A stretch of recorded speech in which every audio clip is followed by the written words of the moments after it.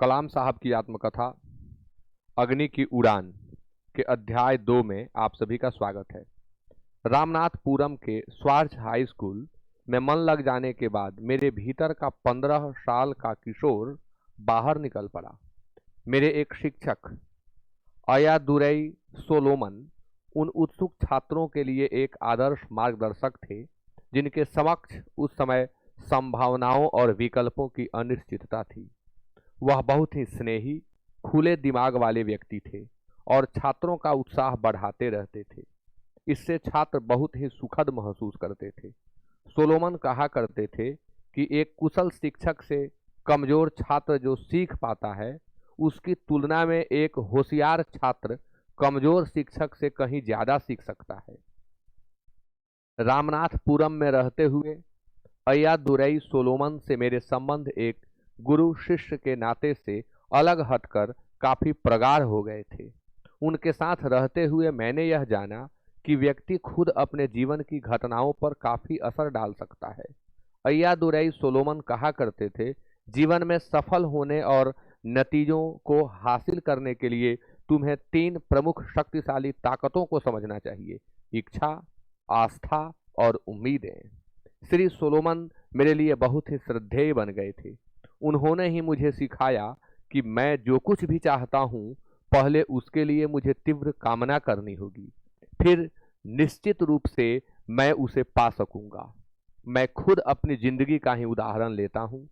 बचपन से ही मैं आकाश एवं पक्षियों के उड़ने के रहस्यों के प्रति काफी आकर्षित था।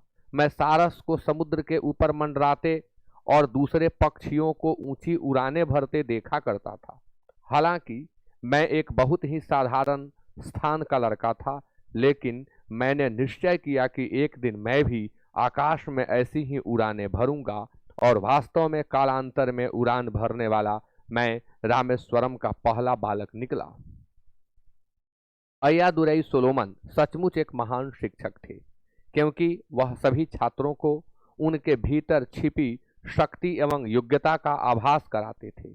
सोलोमन ने मेरे स्वाभिमान को जगाकर एक ऊंचाई दी थी और मुझे एक ऐसे माता पिता के बेटे जिन्हें शिक्षा का अवसर नहीं मिल पाया था, यह आश्वस्त कराया कि मैं भी अपनी उन आकांक्षाओं को पूरा कर सकता हूं जिनकी मैं इच्छा रखता हूं। वे कहा करते थे, निष्ठा एवं विश्वास से तुम अपनी नियति बदल सकते हो। बात उस समय की है जब मैं चौथी फॉर्म में था। सारी कक्षाएं स्कूल के अहाते में अलग अलग झुंडों के ग्रुप में लगा करती थीं। एक दिन मेरे गणित के शिक्षक रामकृष्ण अय्यर एक दूसरी कक्षा को पढ़ा रहे थे। अनजाने में ही मैं उस कक्षा से होकर निकल गया। तुरंत ही एक प्राचीन परंपरा वाले तानाशाह गुरु की तरह रामकृष्ण अय्यर ने मुझे गर्दन से पकड़ा और भरी कक्षा के सामने मुझे बेंत लगाए। कई महीनों बाद जब गणित में मेरे पूरे नंबर आए, तब रामकृष्ण अय्यर ने स्कूल की सुबह की प्रार्थना में सबके सामने यह घटना सुनाई। मैं जिसकी बेंत से पिटाई करता हूं, वह महान व्यक्ति बनता है। मेरे शब्द याद रखिए, यह छात्र विद्यालय और अपने शिक्षकों का गौरव बनने जा रहा है। उनके द्वारा की गई यह प्रशंसा क्या एक भविष्यवाणी थी? स्वार्थ हाई स्कूल से शिक्षा पूरी करने के बाद मैं सफलता हासिल करने के प्रति आत्मविश्वास से सराबोर छात्र था। मैंने एक क्षण भी सोचे बिना और आगे पढ़ाई करने का फैसला कर लिया। उन दिनों हमें व्यावसायिक शिक्षा की संभावनाओं के बारे में कोई जानकारी तो थी नहीं। उच्च शिक्षा का सीधा सा अर्थ कॉलेज जाना समझा जाता था। सबसे नजदीक कॉलेज तिरुचिरापल्ली में था। उन दिनों इसे तिरुचिनोपाली कहा जाता था और संक्षेप में त्रिची। सन 1950 में इंटरमीडिएट की पढ़ाई के लिए मैंने त्रिची के सेंट जोसेफ कॉलेज में दाखिला ले लिया। परीक्षाओं में डिवीजन लाने की दृष्टि से तो मैं कोई होशियार छात्र था नहीं, लेकिन रामेश्वरम के अपने उन 2 उस्तादों जलालुद्दीन और शमसुद्दीन का मैं शुक्रिया अदा करता हूं, जिनसे मैंने जो व्यावहारिक ज्ञान हासिल किया उसने मुझे कभी नीचा नहीं देखने दिया। जब कभी भी मैं त्रिची से रामेश्वरम लौटता तो मेरे बड़े भाई मुस्तफा कलाम, जो रेलवे स्टेशन रोड पर एक परचून की दुकान चलाते थे, मुझसे थोड़ी बहुत मदद करवा लेते थे और कुछ कुछ घंटों के लिए दुकान को मेरे जिम्मे छोड़ जाते थे। मैं तेल, प्याज, चावल और दूसरा हर सामान बेच लेता था।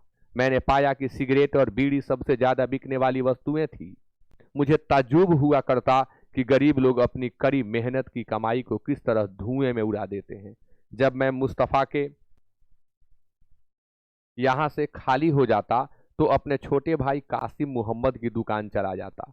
वहां मैं शंखों एवं सीपियों से बने अनूठे सामान बेचा करता था। मैं सौभाग्यशाली था कि सेंट जोसेफ कॉलेज में मुझे फादर टी.एन. सिक्यूरिया जैसे शिक्षक मिले। वे हमें अंग्रेजी पढ़ाते थे और साथ ही हमारे हॉस्टल वार्डन भी थे। 3 मंजिले हॉस्टल में हम करीब 100 छात्र रहते थे। फादर सिक्यूरिया रोजाना रात को हाथ में बाइबिल लिए हुए हर लड़के से मिलने आते थे। उनकी ऊर्जा और धैर्य आश्चर्यजनक था। वे हमेशा दूसरों का ख्याल रखने वाले व्यक्ति थे और हर छात्र की पल पल की जरूरतों को पूरा करते थे। उनके निर्देश पर ही दीपावली के अवसर पर हमारे हॉस्टल का इंचार्ज और मेस के लोग सभी छात्रों के कमरे में जा जाकर पवित्र स्नान के लिए उन्हें तिल का तेल देते। मैं सेंट जोसेफ कॉलेज में 4 साल रहा। हॉस्टल में मेरे साथ कमरे में 2 लड़के और थे। एक श्रीरंगम के रूढ़िवादी आयंगर परिवार से था और दूसरा केरल का सीरियाई ईसाई था। हम तीनों हमेशा साथ रहते थे और बहुत ही अच्छा समय कटता था। जब मैं कॉलेज के तीसरे साल में था तब मुझे हॉस्टल के शाकाहारी मेस का सचिव बना दिया गया। एक रविवार को हमने कॉलेज के प्रमुख फादर कलाथिल को दोपहर के भोज पर आमंत्रित किया। भोज में शामिल व्यंजनों में वे चीजें भी शामिल थीं जो पारंपरिक रूप से हमारे परिवारों में बनाई जाती थीं। इसका नतीजा न सिर्फ अप्रत्याशित रहा बल्कि फादर कलाथिल ने हमारी कोशिशों की भूरी भूरी प्रशंसा की। हमने उनके साथ बहुत ही आनंद के क्षण गुजारे। उन्होंने हमारे साथ बच्चे की तरह निष्कपट एवं आत्मीयता से बातें की। हम सबके लिए यह यादगार घटना थी। सेंट जोसेफ के मेरे शिक्षक कांची परमाचार्य के सच्चे अनुयायी थे, जो देने में ही जीवन का सच्चा आनंद है मत के प्रणेता थे। मेरे गणित के शिक्षकों प्रोफेसर थोथाथ्री आयंगर और प्रोफेसर सूर्यनारायण शास्त्री के कॉलेज परिसर में साथ साथ टहलने की जीवंत स्मृति मेरे लिए हमेशा प्रेरणा का स्रोत बनी रही। जब मैं सेंट जोसेफ कॉलेज के अंतिम वर्ष में था तभी मुझे अंग्रेजी साहित्य पढ़ने का चस्का लगा। मैं टॉल्स्टॉय, स्कॉट और हार्डी को पढ़ना शुरू किया। उसके बाद दर्शन की ओर झुकाव हुआ तथा उस पर काम भी किया। यह वह समय था जब भौतिक शास्त्र मेरे गहरी रुचि में हो गई थी। सेंट जोसेफ के मेरे भौतिकी के शिक्षकों प्रोफेसर चिन्नादुरई और प्रोफेसर कृष्णमूर्ति ने परमाणवीय भौतिकी के अध्यायों में मुझे पदार्थों के अर्ध जीवन काल की अवधारणा और उनके रेडियो एक्टिव क्षय के बारे में ज्ञान कराया। रामेश्वरम में मेरे विज्ञान के शिक्षक शिव सुब्रमण्य अय्यर ने मुझे कभी यह नहीं बताया था कि परमाणु अस्थिर होते हैं और एक निश्चित समय के बाद ये दूसरे परमाणु में परिवर्तित हो जाते हैं। यह सब मैं पहली बार ही जान रहा था, लेकिन जब उन्होंने मुझे हर पल कड़ा परिश्रम करने की बात कही क्योंकि सभी यौगिक पदार्थों का क्षय अपरिहार्य है, तो मुझे लगा क्या वे एक ही तथ्य के बारे में बात नहीं कर रहे थे। मुझे आश्चर्य हुआ कि कुछ लोग विज्ञान को इस तरह से क्यों देखते हैं जो व्यक्ति को ईश्वर से दूर ले जाए, जैसा कि मैंने इसमें देखा कि हृदय के माध्यम से ही हमेशा विज्ञान तक पहुंचा जा सकता है। मेरे लिए विज्ञान हमेशा आध्यात्मिक रूप से समृद्ध होने और आत्मज्ञान का रास्ता रहा। मैं ब्रह्मांड विज्ञान के बारे में खूब उत्सुकता से किताबें पढ़ा करता हूँ तथा खगोलीय पिंडों के बारे में अधिक से अधिक जानने में मुझे बहुत आनंद आता है। कई मित्र मुझसे अंतरिक्ष उड़ानों से संबंधित प्रश्न पूछ लेते हैं और कई बार चर्चा ज्योतिष में चली जाती है। ईमानदारी से मैं वाकई अभी तक इस बात का कारण नहीं समझ पाया हूँ कि क्यों लोग ऐसा मानते हैं कि हमारे सौर परिवार के दूरस्थ ग्रहों का जीवन की रोजमर्रा की घटनाओं पर प्रभाव पड़ता है।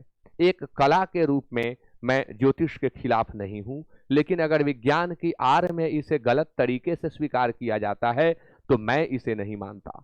मुझे नहीं पता कि ग्रहों, नक्षत्रों, तारा मंडलों और यहाँ तक कि उपग्रहों के बारे में इन मिथकों ने कैसे जन्म लिया। ब्रह्मांडीय पिंडों की अत्यधिक शुद्ध गति की जटिल गणनाओं के हेर फेर करके यदि व्यक्ति परक नतीजे निकाले जाएं तो ये मुझे अतार्किक लगते हैं। जैसा मैं देखता हूं कि पृथ्वी ही सबसे शक्तिशाली एवं ऊर्जावान ग्रह है, जॉन मिल्टन ने इसे पैराडाइज लॉस्ट पुस्तक 8th में बड़ी ही खूबसूरती से व्यक्त किया है। होने दो सूर्य को दुनिया का केंद्र, होने दो सूर्य को दुनिया का केंद्र और सितारों की धुरी। मेरी यह धरती कितनी गरिमामय धीमे धीमे घूमे 3 अलग अलग धुरियों पर। इस ग्रह पर आप जहां भी जाते हैं वहां गति और जीवन है। वैसे ही निर्जीव वस्तुओं जैसे चट्टानों, धातुओं, लकड़ी, चिकनी मिट्टी में भी आंतरिक गतिशीलता विद्यमान है। हर नाभिक के चारों ओर इलेक्ट्रॉन चक्कर काट रहे हैं। नाभिक इन इलेक्ट्रॉनों को अपने चारों ओर बांधे रखता है। इसी की प्रतिक्रिया में इलेक्ट्रॉन उसके चारों ओर घूमते रहते हैं और यही इस गति का स्रोत है। इलेक्ट्रॉनों को बांधे रखने वाले यही विद्युत बल जिन्हें ज्यादा से ज्यादा करीब लाने की भी कोशिश करते हैं। इलेक्ट्रॉन एक निश्चित ऊर्जा वाले उस पृथक कण के रूप में है जो नाभिक से बंधा हुआ है। इलेक्ट्रॉनों पर नाभिक की पकड़ जितनी मजबूत होगी, कक्षा में इलेक्ट्रॉनों की गति भी उतनी ही तीव्र होगी। वास्तव में यह गति 1000 किलोमीटर प्रति सेकंड तक की होती है। उस अत्यधिक वेग के कारण परमाणु एक ठोस गोले की भांति नजर आता है। जैसे तेज गति से घूमता पंखा एक थाली की तरह दिखता है। परमाणुओं को और सपिंडित करना या कहें एक दूसरे के और करीब लाना बहुत ही मुश्किल है और यही किसी पदार्थ का भौतिक स्वरूप होता है।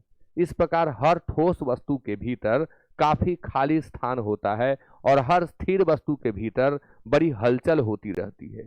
यह ठीक उसी तरह है जैसे हमारे जीवन के प्रत्येक क्षण में पृथ्वी पर भगवान शिव का शाश्वत नृत्य हो रहा होता है।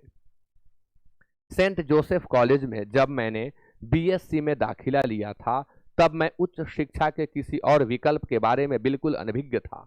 न ही भविष्य के अवसरों के बारे में मेरे पास वे सूचनाएं थीं जो एक विज्ञान के विद्यार्थी के पास होनी चाहिए। बीएससी के बाद ही मुझे यह महसूस हुआ कि भौतिकी मेरा विषय नहीं है। मुझे अपना सपना पूरा करने के लिए इंजीनियरिंग में जाना था। इंजीनियरिंग में तो मैं इंटरमीडिएट की पढ़ाई पूरी करके भी जा सकता था। दुर्घटना से देर भली मैंने खुद को ही समझाया और मद्रास इंस्टीट्यूट ऑफ टेक्नोलॉजी में दाखिला के लिए चक्कर लगाने शुरू किए। उस समय दक्षिण भारत में तकनीकी शिक्षा के लिए मशहूर यह एक विशिष्ट संस्थान था।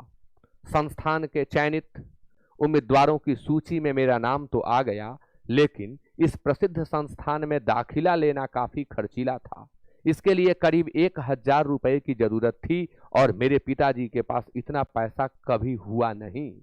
ऐसे वक्त में मुझे पढ़ाने के लिए मेरी बहन जोहरा आगे आई और मेरी फीस के लिए उन्होंने अपने हाथों के कड़े और हार गिरवी रख दिए। मुझे शिक्षित देखने का उनमें जो दृढ़ संकल्प था और मेरी योग्यताओं एवं क्षमताओं को लेकर उनका जो भरोसा था वह मुझे गहराई तक छू गया। मैंने अपनी कमाई से ही उनके गिरवी जेवरों को छुड़ाने की ठान ली। उस समय मेरे सामने पैसा कमाने का सिर्फ यही रास्ता था कि मैं कड़ी मेहनत करूं और छात्रवृत्ति हासिल करूं। मैं पूरी मेहनत एवं लगन से पढ़ाई में जुट गया। एमआईटी में मुझे सबसे ज्यादा उन 2 विमानों ने आकर्षित किया जो वहां उड़ान संबंधी मशीनों की विभिन्न कार्य प्रणालियां समझाने के लिए प्रदर्शन के तौर पर रखे गए थे। इन विमानों के प्रति मुझे गहरा लगाव हो गया। दूसरे छात्रों के हॉस्टल से लौट जाने के बाद भी मैं उनके पास बहुत देर तक बैठा रहता। एक पक्षी की तरह स्वतंत्र रूप से आकाश में विचरण करने की मनुष्य की इच्छा की मन ही मन प्रशंसा करता रहता। पहला साल पूरा कर लेने के बाद जब मुझे एक विशेष विषय का चुनाव करना था तो मैंने वैमानिकी इंजीनियरिंग की दिशा चुनी और इसे ही अपना विशेष विषय माना। अब मेरे दिमाग में लक्ष्य एकदम स्पष्ट था। मुझे विमान उड़ाना था। अपने भीतर अग्राहिता की कमी के बारे में जानते हुए भी मैंने यह निश्चय कर लिया था।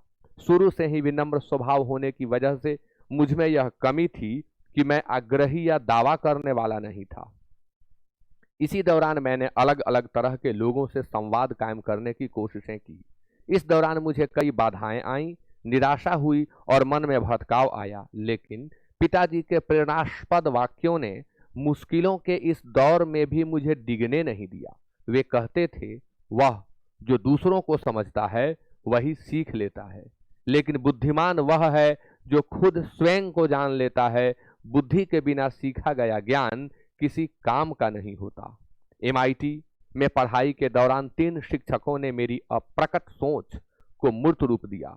उन तीनों के संयुक्त योगदान से ही वह नींव पड़ी जो आगे चलकर मेरा व्यावसायिक कार्यक्षेत्र बनी। वे 3 शिक्षक थे, प्रोफेसर स्पैंडर, प्रोफेसर KAV पद्मलाई और प्रोफेसर नरसिंह राव। इनमें प्रत्येक शिक्षक अलग अलग क्षेत्रों में विलक्षण व्यक्तित्व के धनी थे। वे तीनों ही अपनी प्रतिभा एवं अथक उत्साह से छात्रों की बौद्धिक भूख शांत करने के काम में लगन से लगे रहते थे। प्रोफेसर स्पांडर ने मुझे तकनीकी वैमानिकी गति का विषय पढ़ाया।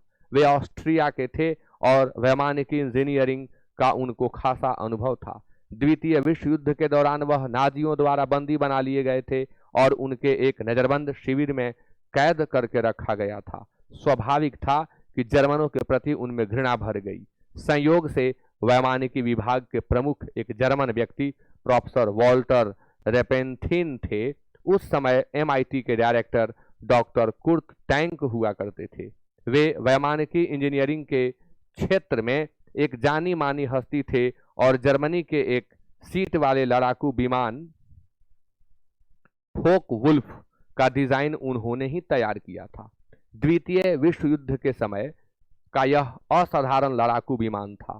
बाद में डॉक्टर टैंक बंगलोर स्थित हिंदुस्तान एरोनॉटिकल लिमिटेड में चले गए और वहां उन्होंने भारत का पहला लड़ाकू विमान HF-24 मारुत तैयार किया।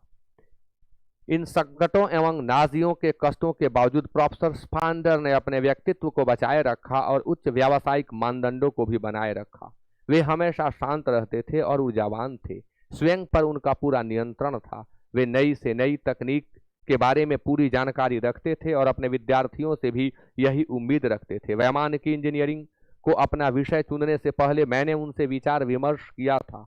उन्होंने मुझसे कहा कि किसी को भविष्य को लेकर कभी भी चिंतित नहीं रहना चाहिए, बल्कि इसके बजाय ज्यादा महत्वपूर्ण बात तो यह है कि पढ़ाई के लिए जो भी क्षेत्र चुना है उस विषय में पूरी मेहनत, उत्साह और धैर्य के साथ पढ़ाई करनी चाहिए। जैसा कि प्रोफेसर स्पांडर देखा करते थे, भारतीयों के साथ संकट शैक्षिक अवसरों की कमी या औद्योगिक बुनियादी ढांचे का नहीं था। संकट तो अनुशासन और अपने चुनाव को युक्ति संगत बनाने के बीच अलग करके देख पाने में नाकाम रहने का था। वैमानिकी ही क्यों, इलेक्ट्रिकल इंजीनियरिंग क्यों नहीं, मैकेनिकल इंजीनियरिंग क्यों नहीं। मैं खुद इंजीनियरिंग के सभी नए छात्रों से यह कहना चाहूंगा कि जब भी वे विशेषज्ञता हासिल करने के लिए विषय का चुनाव करें तो उसमें देखने लायक जरूरी बात यह है कि उस विषय में उनके भीतर से रुचि और अंतःप्रेरणा भी है कि नहीं। प्रोफेसर KAV पद्मलाई ने एरो एरोस्ट्रक्चर डिजाइन एंड एनालिसिस विषय को पढ़ाया था।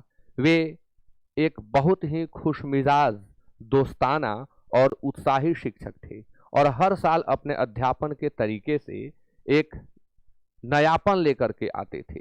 ये प्रोफेसर पद्मलाई ही थे जिन्होंने स्ट्रक्चरल इंजीनियरिंग के छिपे हुए तथा गोपनीय पहलुओं को पूरी तरह खोलकर हमारे समक्ष रखा। आज भी मेरा मानना है कि जो भी प्रोफेसर पद्मलाई के पास पढ़ा है वह इस बात से पूरी तरह से सहमत होगा कि प्रोफेसर साहब एक महान बुद्धिजीवी एवं अध्येता थे, लेकिन उनमें घमंड या हेकड़ी नाम की कोई चीज नहीं थी। उनके छात्र कक्षा में उनसे तमाम बिंदुओं पर असहमति व्यक्त करने के लिए स्वतंत्र थे। प्रोफेसर नरसिंह राव एक गणितज्ञ थे और हमें सैद्धांतिक वैमानिकी गति को पढ़ाते थे। तरल गति की पढ़ाने का उनका तरीका मुझे अब तक याद है। उनकी क्लास में पढ़ने के बाद मैंने गणितीय भौतिकी को दूसरा विषय बनाने का मन बनाया। अक्सर मुझसे कहा जाता था कि वैमानिकी डिजाइनों की समीक्षा के लिए मेरे नेफे में एक शल्य चिकित्सा औजार रहता है। अगर प्रोफेसर राव की कृपा नहीं होती और वैमानिकी गति के समीकरणों का हल निकालने के लिए वे मुझे प्रेरित नहीं करते तो मेरे पास यह विलक्षण औजार नहीं होता। वैमानिकी एक बहुत ही मजेदार एवं रुचिकर विषय है जिसमें एक उन्मुक्तता है, आजादी है। आजादी और पलायन, गति और हलचल तथा सरकने एवं प्रवाह के बीच एक बड़ा जो फर्क है वही इस विज्ञान की गोपनीयता है। मेरे शिक्षकों ने मुझे इन सच्चाइयों के रहस्य बताए। वैमानिकी के बारे में शिक्षकों ने मेरी उत्सुकता और बढ़ा दी। उनकी बौद्धिकता के उत्ताप, विचारों की शुद्धता तथा धैर्य ने मुझे तरल गति की गंभीर अध्ययन में काफी मदद पहुंचाई। तरल गति की के इस अध्ययन में सपिंडित मध्यम गति, प्रघाती तरंगों एवं प्रघात का विकास, बढ़ती गति पर प्रवाहित द्रव का पृथक्करण, प्रघात रोकना और प्रघात उत्पन्न करना जैसे विषय शामिल थे। धीरे धीरे मेरे मस्तिष्क में ढेर सारी जानकारियां जमा हो गईं। हवाई जहाजों के नए नए रूप विभिन्न तरह से सामने आने लगे। द्वितल विमान, एक तलीय विमान, बिना पिछले हिस्से वाले विमान, डेल्टा विंग प्लेन, इन सब की महत्ता मेरे लिए बढ़ती जा रही थी। मेरे तीनों शिक्षक जो अपने अपने विषय के दिग्गज थे, मेरा इस बारे में ज्ञान और बढ़ाने में मदद करते। मेरा तीसरा और MIT में अंतिम वर्ष एक संक्रमण वर्ष के रूप में था तथा मेरे आने वाले जीवन में इसका गहरा असर पड़ना था।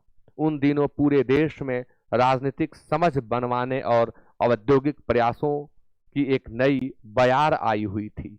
मैंने ईश्वर में अपने विश्वास की परीक्षा ली और यह जानना चाहा कि क्या यह वैज्ञानिक सोच प्रगति के तरीके में कहीं उचित साबित हो सकती है। इसके बाद जो स्वीकार्य विचार था वह यह कि सिर्फ वैज्ञानिक विधियां ही ज्ञान का एकमात्र सही रास्ता है। मुझे आश्चर्य हुआ, यदि ऐसा है तो क्या पदार्थ ही अंततः वास्तविकता और आध्यात्मिक प्रक्रिया है, न कि पदार्थ की अभिव्यक्ति? क्या सभी नैतिक मूल्य आपस में एक दूसरे से जुड़े हैं? कोर्स पूरा होने के बाद मुझे नीचे आकर करीब से हमला करने वाले लड़ाकू विमान का डिजाइन तैयार करने की परियोजना में लगा दिया गया। इस परियोजना में मेरे साथ 4 और साथी थे। मैंने वायु गति की डिजाइन को तैयार करने और उसकी ड्राइंग बनाने की जिम्मेदारी ली थी, जबकि मेरी टीम के साथियों को विमान के प्रणोदन, संरचना, नियंत्रण और उपकरणों की डिजाइन तैयार करने का काम सौंपा गया था। एक दिन मेरे डिजाइन शिक्षक प्रोफेसर श्रीनिवासन ने, जो उस समय MIT के निदेशक भी थे, मेरे काम की समीक्षा की और इसे निराशाजनक बताते हुए इस पर अपना असंतोष व्यक्त किया। काम में देरी के लिए मैंने उनसे कई बार माफी मांगी और अपनी सफाई दी, लेकिन प्रोफेसर निवासन ने एक नहीं सुनी। आखिरकार काम पूरा कर लेने के लिए मैंने उनसे 1 महीने का वक्त मांगा।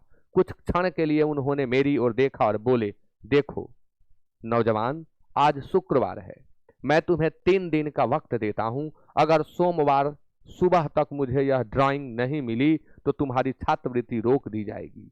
मेरे मुंह से शब्द नहीं निकले। छात्रवृत्ति ही मेरा सब कुछ थी और अगर यह वापस ले ली जाती तो मैं एकदम असहाय हो जाता। मेरे सामने कोई दूसरा रास्ता नहीं था सिवाय इसके कि मैं उनके निर्देश के अनुसार अपना काम पूरा कर लेता। उस रात मैंने खाना नहीं खाया और रात भर ड्राइंग बोर्ड पर काम करता रहा। अगली सुबह सिर्फ घंटे भर के लिए समय निकाला जिसमें तैयार होकर नाश्ता किया। रविवार की सुबह मेरा काम पूरा होने के करीब ही था, तभी अचानक मुझे लगा कि मेरे कमरे में कोई है।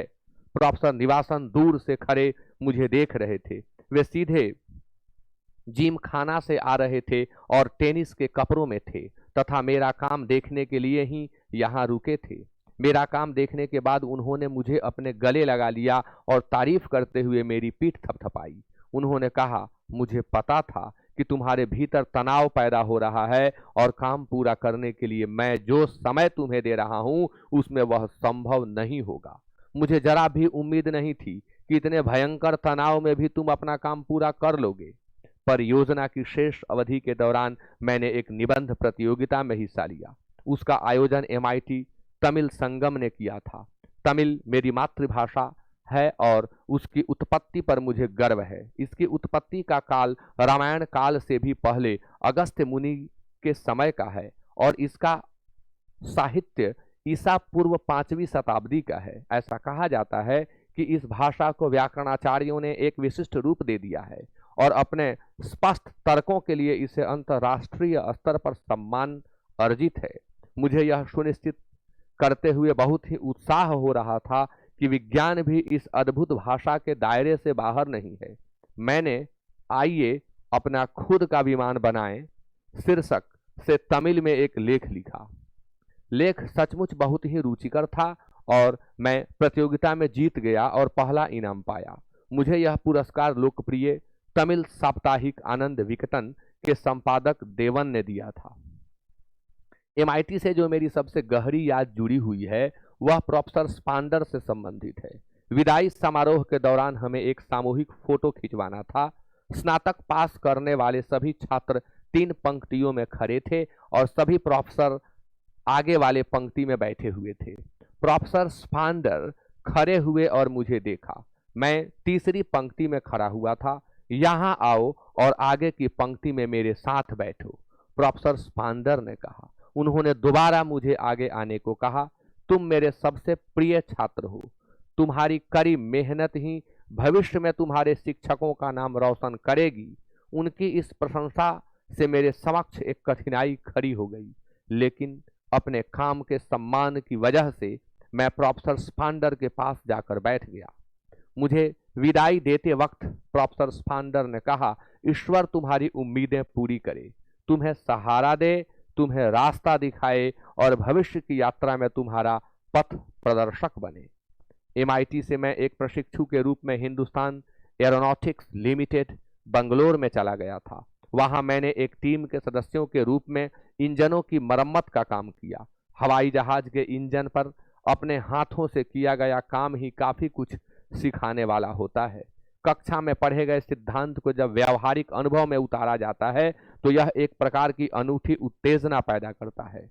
HAL में मैंने दोनों तरह के इंजनों, पिस्टन इंजन एवं टरबाइन इंजन की मरम्मत का काम किया।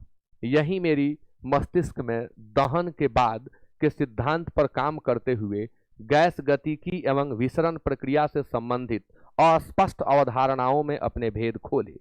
मेरा यहाँ रेडियल इंजन तथा ड्रम ऑपरेशनों का प्रशिक्षण भी हुआ।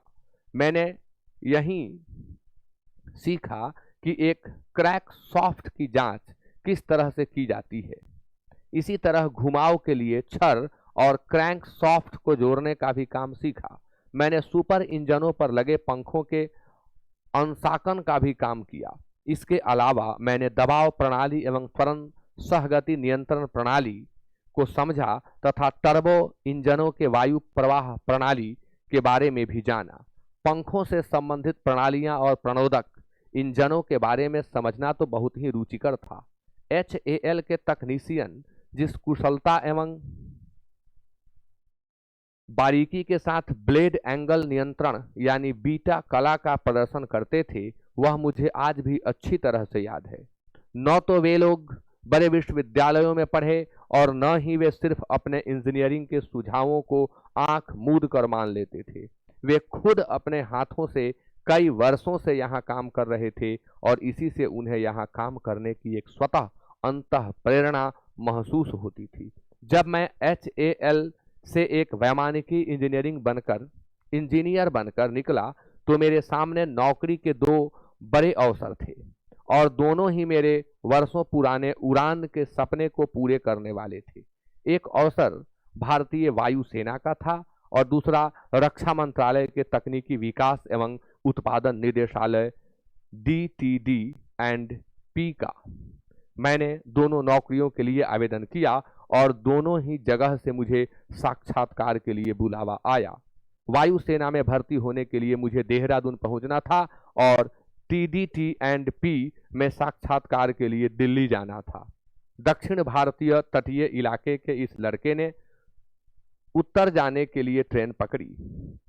गंतव्य 2000 किलोमीटर से ज्यादा दूर था। अपनी मातृभूमि की विशालता से मेरा यह पहला सरोकार था और इसी के साथ अध्याय 2 अग्नि की उड़ान का संपूर्ण होता है। फिर अगली कड़ी में, अगले वीडियो में अध्याय 3 को मैं आपके लिए लाऊंगा। तब तक के लिए नमस्कार और आप सभी का बहुत बहुत धन्यवाद।